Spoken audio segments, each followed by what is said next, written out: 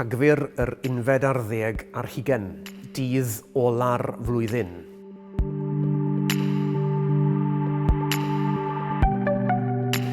Ar ddiwrnod ola'r flwyddyn, fedrai ddim yn ymyw cael gwared o'r syniad y dylen ni fwrw golwg ar y flwyddyn sydd wedi mynd heibio a ffasio barn arni hi, neu yn hytrach arna i fy hun. Dydd barn ydyw. Fi yw'r barnwr. Fi hefyd sydd yn amddiffyn ac erlyn. Aeth yn ffrai rhwng y barnwr artist a'r cyhuddiedig, fel nad oedd modd i'r un ohonyn nhw glywed y llall yn iawn, y tri yn siarad ar draws ei gilydd. Cytunwyd o'r hir ddiwedd i drosglwyddo'r achos i lys uwch.